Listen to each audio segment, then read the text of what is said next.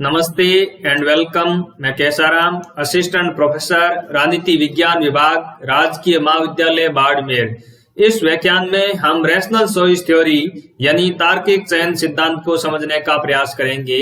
इस व्याख्यान में हम यह समझने का प्रयास करेंगे कि रैशनल चॉइस थ्योरी का मीनिंग क्या है, इसकी प्रमुख विशेषताएं कौन कौन सी है और राजनीति विज्ञान के अंतर्गत रैशनल चॉइस थ्योरी का इस्तेमाल किस तरीके से किया जाता है। इसके साथ हम यह भी देखेंगे कि रैशनल चॉइस थ्योरी से जुड़े हुए प्रमुख विद्वान कौन कौन से हैं। रैशनल चॉइस थ्योरी यानी तार्किक चयन सिद्धांत। रैशनल चॉइस थ्योरी यह एक तरह का अर्थशास्त्रीय उपागम है या यह फॉर्मल पॉलिटिकल थ्योरी है जो यह समझाने का प्रयास करता है कि जो व्यक्ति का व्यवहार है वह हमेशा स्वहित पर आधारित होता है, यानी सेल्फ इंटरेस्ट पर आधारित होता है। और व्यक्ति जब अपने सेल्फ इंटरेस्ट को पूरा करने के लिए जिस तरीके का व्यवहार करता है वह व्यवहार तर्कसंगत व्यवहार होता है। यानी जो इंडिविजुअल का सेल्फ इंटरेस्ट होता है वह रैशनल बिहेवियर पर आधारित होता है। यानी जो रैशनल चॉइस थ्योरी है यह एक तरह का अर्थशास्त्रीय उपागम या फॉर्मल पॉलिटिकल थ्योरी है और वह विश्लेषण के लिए जिस इकाई का चयन करती है वह है व्यक्ति। यानी व्यक्ति को आधार बना करके रैशनल चॉइस थ्योरी है कुछ मान्यताएं प्रस्तुत करने का प्रयास करती है।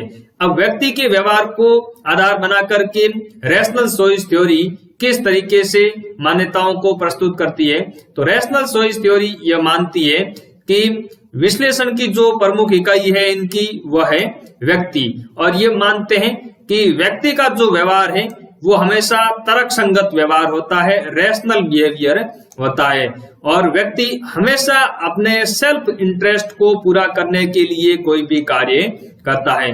जब व्यक्ति तर्कसंगत या रैशनल बिहेवियर करता है तब वो अपने एक उचित लक्ष्य या कुशल लक्ष्य को निर्धारित करने का प्रयास करता है और उस लक्ष्य को निर्धारित करने के बाद में फिर वो ऐसे साधनों का इस्तेमाल करता है या साधनों का चयन करता है जिसके माध्यम से उस लक्ष्य की प्राप्ति की जा सके। तो रैशनल चॉइस थ्योरी क्या कहती है? रैशनल चॉइस थ्योरी यह कहती है कि व्यक्ति का व्यवहार है वो हमेशा रैशनल बिहेवियर होता है, तर्कसंगत व्यवहार होता है। व्यक्ति अपने सेल्फ इंटरेस्ट को पूरा करने के लिए उचित लक्ष्यों का चयन करता है जिसमें वो अपनी व्यक्तिगत प्राथमिकताओं को वरीयता देता है।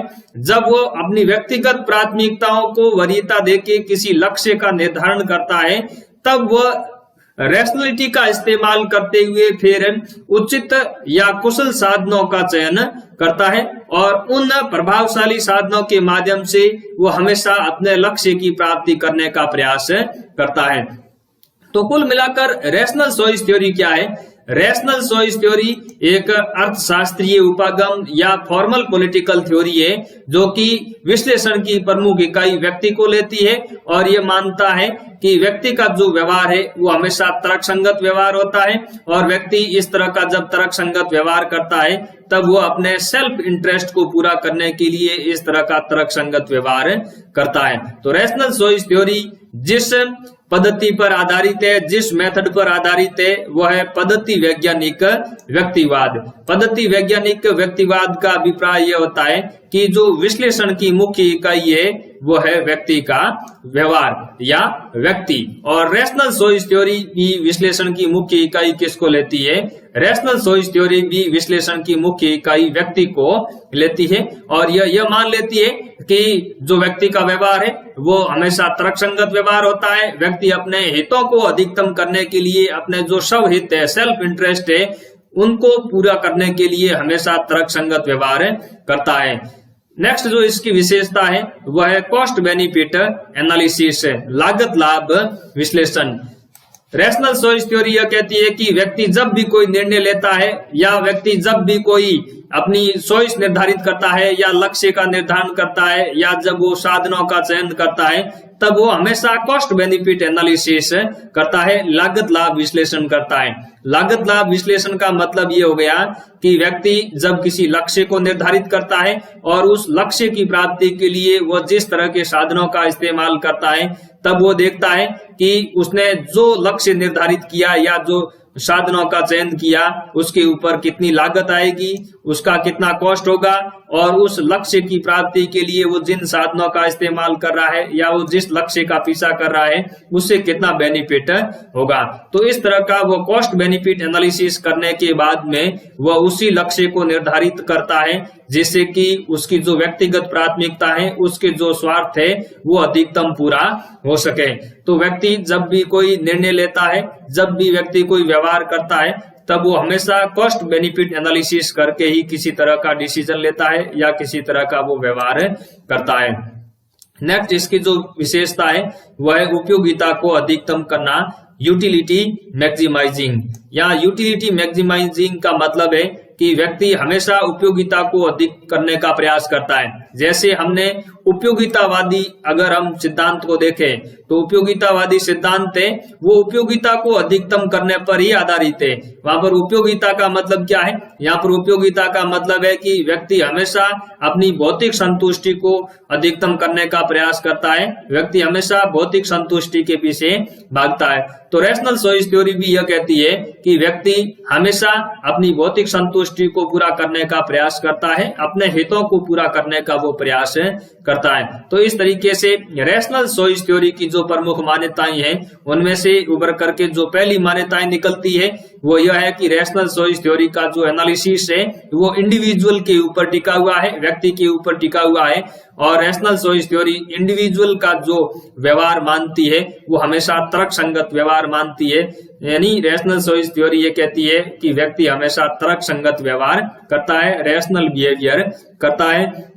व्यक्ति हमेशा अपने सेल्फ इंटरेस्ट को पूरा करने के लिए कोई भी कार्य करता है, और व्यक्ति जब भी कोई डिसीजन लेता है तो वो कॉस्ट बेनिफिट एनालिसिस करता है, और कॉस्ट बेनिफिट एनालिसिस करने के बाद में वो हमेशा कुशल लक्ष्यों को निर्धारित करता है, और उस कुशल लक्ष्य को निर्धारित करने के बाद में वो ऐसे कुशलतम और प्रभावशाली साधनों का चयन करता है जिसके माध्यम से वो उस लक्ष्य को प्राप्त कर सके। इसके अलावा व्यक्ति है वो अपनी उपयोगिता को अधिकतम करने का प्रयास करता है, यानी अपनी भौतिक संतुष्टि को अधिकतम करने का प्रयास करता है। यह जो रैशनल चॉइस थ्योरी का जो अर्थशास्त्रीय उपागम है यह मुख्य रूप से अमेरिका के अंतर्गत वर्जीनिया स्कूल के अंतर्गत विकसित हुआ। वर्जीनिया स्कूल का संबंध अगर पूछे तो वर्जीनिया स्कूल का संबंध किससे है? वर्जीनिया स्कूल का संबंध रैशनल चॉइस थ्योरी से ही है। तो रैशनल चॉइस थ्योरी मूल रूप से किस तरह का उपागम है? रैशनल चॉइस थ्योरी मूल रूप से अर्थशास्त्र का एक उपागम है, और ये अर्थशास्त्र के आधार पर ही राजनीतिक व्यवहार को समझने का प्रयास करता है। जब राजनीति विज्ञान के अंतर्गत रैशनल चॉइस थ्योरी को लागू किया जाता है तब यह राजनीतिक व्यवहार को इस तरह से समझना है कि राजनीति के अंतर्गत भी व्यक्तिगत प्राथमिकताओं को वरीयता दी जाती है। पॉलिटिक्स के अंतर्गत भी व्यक्ति है वो अपने हितों को अधिकतम करने के लिए ही कार्य करते हैं, चाहे वो मतदाताओं का निर्णय हो, चाहे वो नौकरशाही हो, चाहे मतदाता जब वोट देते हैं तब भी वो अपनी व्यक्तिगत प्राथमिकताओं को ही वरीयता देते हैं। नौकरशाह जब भी डिसीजन मेकिंग को ही लेते हैं, यानी निर्णय निर्माण के अंतर्गत जब ब्यूरोक्रेसी अपनी भूमिका निभाती है तब भी वो सार्वजनिक हितों के बजाय व्यक्तिगत हितों को ही प्राथमिकता देते हैं। तो इस तरीके से अर्थशास्त्रीय जो उपागम है रैशनल चॉइस थ्योरी का उसको पॉलिटिकल साइंस के अंतर्गत लागू किया गया। मुख्य रूप से कॉम्परेटिव पॉलिटिक्स के अंतर्गत रैशनल चॉइस थ्योरी का जो मॉडल है वो लागू किया गया है। तो इस उपागम को आधार बना करके पॉलिटिकल मॉडल का निर्माण करने का प्रयास किया गया है, जिसके अंतर्गत मतदाताओं के व्यवहार को समझने के लिए rational choice model of voting behaviour विकसित किया गया है। यानी मतदाताओं के व्यवहार का तार्किक चयन प्रतिमान, मतदाताओं के जो व्यवहार है उसको समझने के लिए रैशनल चॉइस मॉडल का जब इस्तेमाल किया जाता है तब यह कहा जाता है कि अगर हमें वोटिंग बिहेवियर को समझना है, मतदाताओं के व्यवहार को समझना है, तब यह ध्यान में रखा जाए कि मतदाता जिस भी पॉलिटिकल पार्टी को वोट देते हैं, वो जिस भी विधायक या सांसद को वोट देते हैं, तब अपनी व्यक्तिगत प्राथमिकताओं को ध्यान में रखते हुए ही वो उस पॉलिटिकल पार्टी या उस विधायक या सांसद को वोट देते हैं। यानी जब मतदाता वोट देता है या किसी पॉलिटिकल पार्टी का समर्थन करता है तब वो न तो किसी तरह की वैचारिकता से प्रभावित होता है, न ही किसी तरह के बिलीफ सिस्टम से प्रभावित होता है। बस उसका एक ही मकसद होता है कि उसके जो स्वार्थ है उसकी पूर्ति किस पॉलिटिकल पार्टी के माध्यम से हो सकती है या किस विधायक या सांसद के माध्यम से उसके स्वार्थों की पूर्ति हो सकती है। तो वोटिंग बिहेवियर का रैशनल चॉइस मॉडल है वो यह कहता है कि कोई भी मतदाता जब वोट देता है तब वो जिस भी पॉलिटिकल पार्टी या विधायक या सांसद को वोट देता है तब वो अपनी व्यक्तिगत प्राथमिकताओं को ध्यान में रखता है, यानी उसके इंटरेस्ट जहां से पूरे होंगे उसी की तरफ वो वोट करता है। तो मतदाताओं के व्यवहार को समझने का यह रैशनल चॉइस मॉडल है, यह अर्थशास्त्र की रैशनल चॉइस थ्योरी से ही प्रभावित है। इसके अलावा निर्णय निर्माण का तर्कसंगत चयन मॉडल भी विकसित हुआ है, rational choice model of decision making. Rational choice model of decision making यह कहता है कि जब भी पब्लिक पॉलिसी का निर्माण किया जाता है, सार्वजनिक नीति का निर्माण किया जाता है, तब हमेशा रैशनल चॉइस का जो मॉडल है उसका इस्तेमाल किया जाता है। रैशनल चॉइस का मॉडल ये कहता है कि जब भी निर्णय निर्माण किया जाता है तब उसमें सबसे पहले समस्या की पहचान की जाती है। समस्या की पहचान करने के बाद में जो व्यक्तिगत प्राथमिकताएं होती है उन व्यक्तिगत प्राथमिकताओं के आधार पर ही लक्ष्यों का निर्धारण किया जाता है।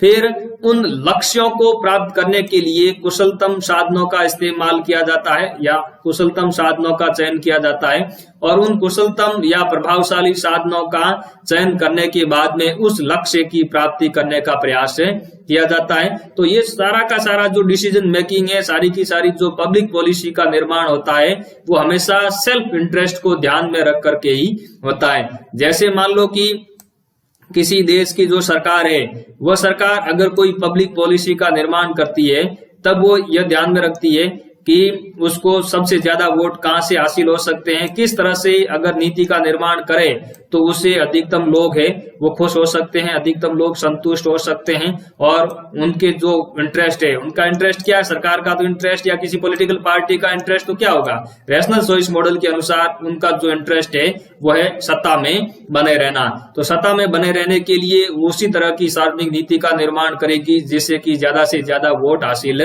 किया जा सके। इसी तरह से राजनीतिक दलों की गतिविधियों जिसमें चुनावी रणनीति जो पॉलिटिकल पार्टी के द्वारा तय की जाती है उसी को भी रैशनल चॉइस मॉडल के माध्यम से समझा जा सकता है। रैशनल चॉइस मॉडल ये कहता है कि जब भी पॉलिटिकल पार्टी जब कोई अपना मैनिफेस्टो जारी करती है, इलेक्शन मैनिफेस्टो जारी करती है, तब वो यह ध्यान रखती है कि उसको अधिकतम वोट कैसे हासिल किए जा सकते हैं। तो ये क्या है, ये अपने आप में उस पॉलिटिकल पार्टी का सेल्फ इंटरेस्ट है। तो इस सेल्फ इंटरेस्ट को ध्यान में रखते हुए एक पॉलिटिकल पार्टी है वो अपना इलेक्शन मैनिफेस्टो है वो निर्मित करती है ताकि ज्यादा से ज्यादा वोट हासिल किया जा सके। अब जब ए पॉलिटिकल पार्टी के द्वारा कोई इलेक्शन मैनिफेस्टो जब निर्धारित किया जाएगा, निर्मित किया जाएगा, तब वो ये ध्यान रखेगी कि बी जो पॉलिटिकल पार्टी है, इस बी पॉलिटिकल पार्टी ने किस तरह का इलेक्शन मैनिफेस्टो है वो तैयार किया है।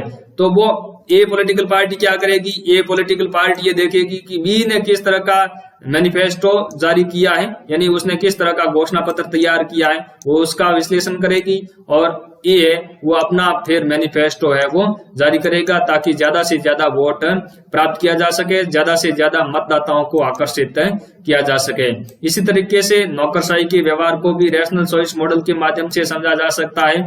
जो प्रेशर ग्रुप के माध्यम से लॉबिंग होती है उनको भी रैशनल चॉइस मॉडल के माध्यम से समझा जा सकता है। और अंतरराष्ट्रीय राजनीति के अंतर्गत जो खेल सिद्धांत है, गेम जो थ्योरी है, उसमें विशेष रूप से जो प्रिजनर डिलेमा का जो मॉडल है वो एक रैशनल चॉइस थ्योरी का ही उदाहरण है।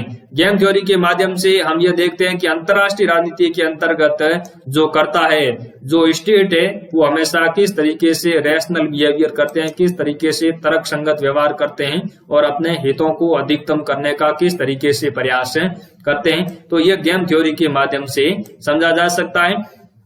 तो अंतरराष्ट्रीय राजनीति के अंतर्गत जो गेम थ्योरी है वो किसका उदाहरण है, वो रैशनल चॉइस थ्योरी का ही एक उदाहरण हैं। तो रैशनल चॉइस थ्योरी का कुल मिलाकर के मतलब यह है कि रैशनल चॉइस थ्योरी यह कहती है कि व्यक्ति का जो व्यवहार है वो सेल्फ इंटरेस्ट पर आधारित होता है, व्यक्ति हमेशा तार्किक होता है, तर्कसंगत होता है और वो तर्कसंगत व्यवहार के माध्यम से ही अपने हितों को ज्यादा से ज्यादा पूरा करने का प्रयास करता है। तो इसी अगर थ्योरी को पॉलिटिक्स में लागू करते हैं तो पॉलिटिक्स को सामान्य तो ये देखा जाता है कि राजनीति है उनमें हमेशा सार्वजनिक हितों को ध्यान में रखा जाता है, लेकिन रैशनल चॉइस थ्योरी है वो उसका इस तरीके से एनालिसिस नहीं करती है। रैशनल चॉइस थ्योरी उस पॉलिटिक्स का इस तरीके से एनालिसिस करती है कि राजनीति के माध्यम से सेल्फ इंटरेस्ट को पूरा करने का प्रयास किया जाता है, चाहे उसमें वोटर्स हो, चाहे उसमें विधायक या सांसद हो, चाहे उसमें व्यवस्थापिका या कार्यपालिका हो, चाहे उसमें नौकरशाह हो, चाहे लॉबिंग की गतिविधियां हो, पॉलिटिकल पार्टी की गतिविधियां हो, इनमें सभी में सेल्फ इंटरेस्ट को ध्यान में रखा जाता है और सेल्फ इंटरेस्ट को पूरा करने का ही प्रयास किया जाता है। अब हम ये देखेंगे कि रैशनल चॉइस थ्योरी से जुड़े हुए प्रमुख विद्वान कौन कौन से है। रैशनल चॉइस थ्योरी का अगर नाम आता है तो एंथनी डाउन्स का नाम है वो प्रमुख रूप से लिया जाता है। एंथनी डाउन्स ने लोकतंत्र का आर्थिक सिद्धांत प्रस्तुत किया, an economic theory of democracy, जो कि 1957 के अंतर्गत पब्लिश हुई। यह एंथनी डाउन्स की पुस्तक है। एंथनी डाउन्स ने लोकतंत्र के आर्थिक सिद्धांत के माध्यम से यह समझाने का प्रयास किया कि लोकतंत्र के अंतर्गत नेताओं एवं मतदाताओं के मध्य जो संबंध होते हैं वह उसी तरीके के संबंध होते हैं जिस तरीके के संबंध बाजार एवं उपभोक्ताओं के मध्य होते हैं। यानी बाजार और उपभोक्ताओं के मध्य किस तरह के संबंध होते हैं, उपभोक्ता जिस तरह की डिमांड करेगा उसी तरह के तरीके की मार्केट है वो प्रोडक्शन करेगा। यानी मार्केट में वही उन्हीं वस्तुओं या सेवाओं का प्रोडक्शन किया जाएगा, उत्पादन किया जाएगा जिसकी जरूरत होगी उपभोक्ताओं को, क्योंकि उपभोक्ता जिसको खरीदेगा वैसा ही तो मार्केट प्रोडक्शन करेगा। तो ठीक उसी तरीके से एंथनी डाउन्स ये कहता है कि यही भूमिका लोकतंत्र के अंतर्गत नेताओं और मतदाताओं के मध्य होती है। नेताओं के द्वारा भी उसी तरह की नीतियों का निर्माण किया जाता है, उसी तरीके के मैनिफेस्टो जारी किए जाते हैं जिस तरीके की मतदाताओं की डिमांड होती है। तो मतदाताओं की जो भी मांग होती है उसी के आधार पर नेताओं के द्वारा निर्णय लिए जाते हैं, नेताओं के द्वारा मैनिफेस्टो जारी किए जाते हैं। तो रैशनल चॉइस थ्योरी जो बाजार है, बाजार की तुलना है वो पॉलिटिक्स से करती है। यानी जिस तरीके से मार्केट संचालित होता है उसी तरीके से डेमोक्रेसी भी संचालित होती है। ये किसका कहना है? यह कहना है एंथनी डाउन्स का। तो एंथनी डाउन्स है यह एक रैशनल चॉइस थ्योरिस्ट है जिसने लोकतंत्र का आर्थिक सिद्धांत विकसित किया और लोकतंत्र के आर्थिक सिद्धांत के माध्यम से इसने बाजार और लोकतंत्र के मध्य समानताओं को खोजने का प्रयास किया। यानी इसने बाजार और डेमोक्रेसी के मध्य तुलना की और रैशनल चॉइस थ्योरी के माध्यम से लोकतंत्र के आर्थिक सिद्धांत का इसने विकास किया।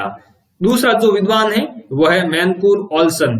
मैनकूर ऑल्सन की जो पुस्तक है वह है the logic of collective action, the logic of collective action, public goods and theory of groups. यह पुस्तक 1974 के अंतर्गत प्रकाशित हुई।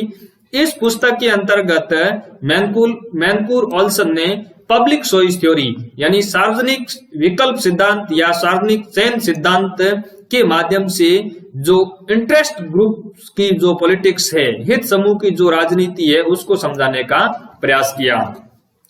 ये जो पब्लिक चॉइस थ्योरी है, यह public choice theory rational choice theory का ही एक भाग है।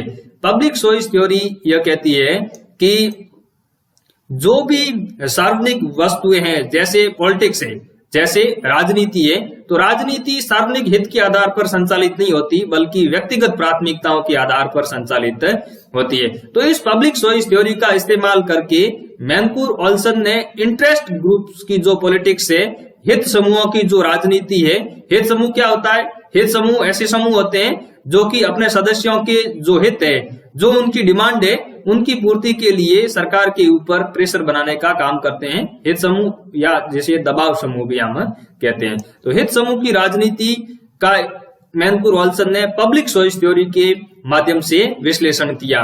मैनकुर-ओल्सन ये कहता है कि लोग इंटरेस्ट ग्रुप्स के साथ में क्यों जुड़ते हैं, प्रेशर ग्रुप्स के साथ में क्यों जुड़ते हैं, क्योंकि लोग इसलिए जुड़ते हैं ताकि केवल जो सार्वजनिक वस्तुएं हैं उनको सुरक्षित किया जा सके। सार्वजनिक वस्तुओं का क्या मतलब है? सार्वजनिक वस्तुओं का मतलब ये है कि ऐसी वस्तुएं जिनका वितरण बाजार के माध्यम से नहीं होता बल्कि सरकार के माध्यम से या स्टेट के माध्यम से जिन वस्तुओं का वितरण होता है उनको सार्वजनिक वस्तुएं कहा जाता है। तो मैनकुर-ओल्सन ये कहता है कि लोग केवल सार्वजनिक वस्तुओं को सुरक्षित करने के लिए ही हित समूह या दबाव समूह के अंतर्गत शामिल होते हैं।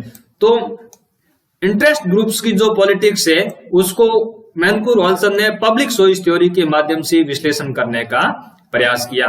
तो मैनकुर-ओल्सन है यह भी रैशनल चॉइस थ्योरी से जुड़ा हुआ एक प्रमुख विद्वान है। नेक्स्ट जो विद्वान है वह है विलियम ए निष्कानन। विलियम ए निष्कानन की जो प्रमुख पुस्तक है वह है bureaucracy and representative government. Bureaucracy and representative government जो कि 1971 के अंतर्गत प्रकाशित हुई। इस पुस्तक के अंतर्गत विलियम निष्कासन ने rational choice model of bureaucracy, नौकरशाही का तार्किक चयन मॉडल विकसित किया और नौकरशाही के तार्किक चयन मॉडल के माध्यम से निष्कानन ने बजट अधिकतम प्रतिमान विकसित किया। यानी कहने का मतलब ये हुआ कि William Niskanen rational choice model of bureaucracy देता है। Rational choice model of bureaucracy को ये बजट मैक्सिमाइजिंग मॉडल के माध्यम से विश्लेषण करने का प्रयास करता है। अब ये क्या कहना चाहता है, rational choice model of bureaucracy और बजट मैक्सिमाइजिंग मॉडल क्या है?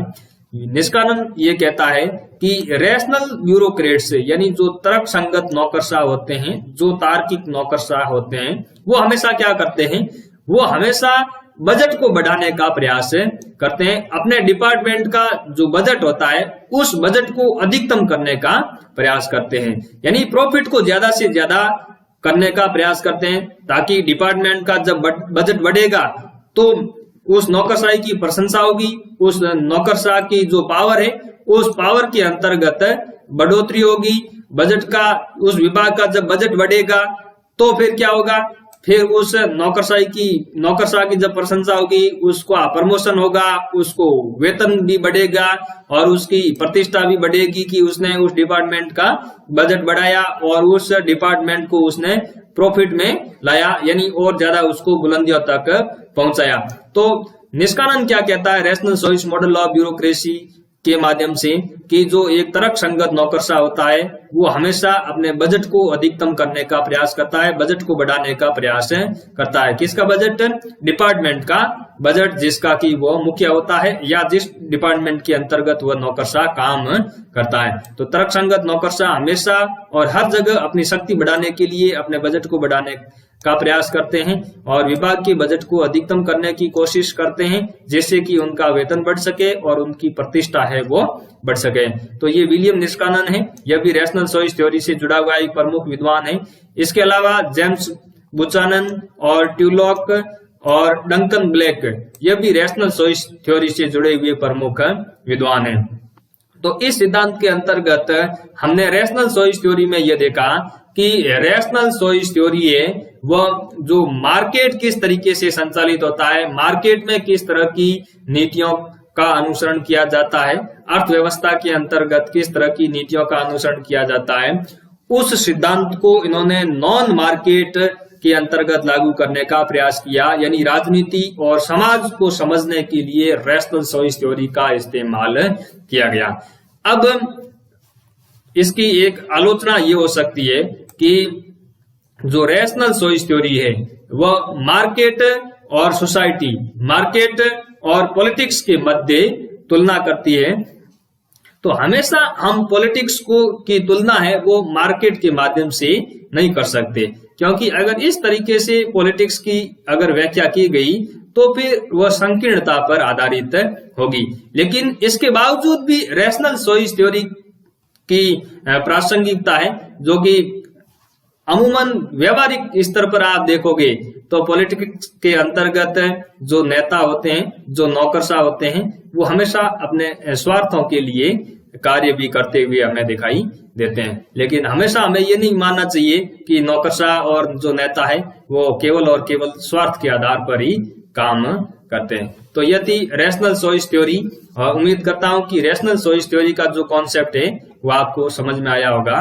धन्यवाद।